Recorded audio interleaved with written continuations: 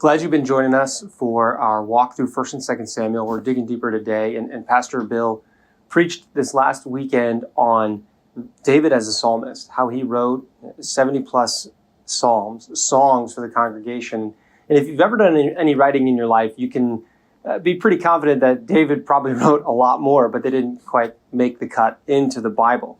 Now, one of the things that up until recently I didn't really realize is that David actually changed the worship life of God's people. Prior to David, there wasn't public singing as a part of the worship. Maybe there was a little bit. You had the song of Moses and the song of Miriam in Exodus 15, but by and large, we don't see singing as part of worship. You see worship as a posture that people take, as prayer, as reverence before God.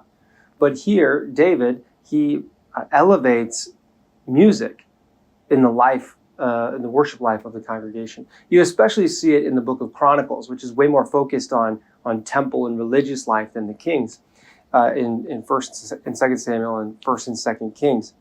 But what I really want to hit on here is that David, he handcrafts these instruments. He builds a choir, and he writes songs that actually elevate the worship experience of God's people.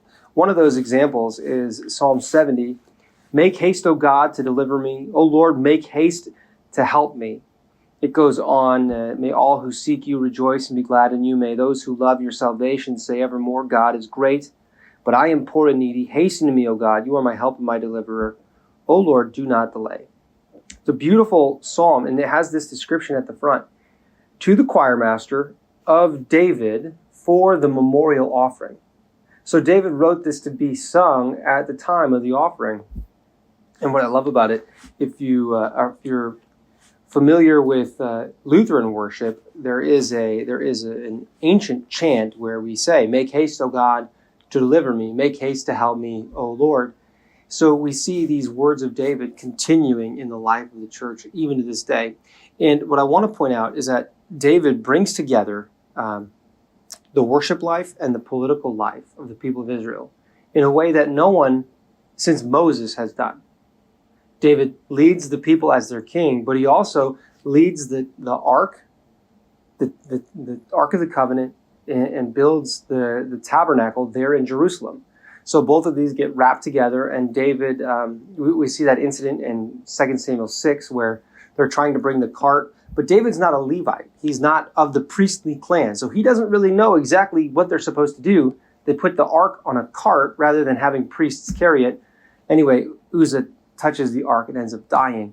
And it's really emotional for David to have to go through this. But you can see more there in 2 Samuel 6 about David bringing the ark of God into the city of Jerusalem and uniting both the political and the religious sphere under him.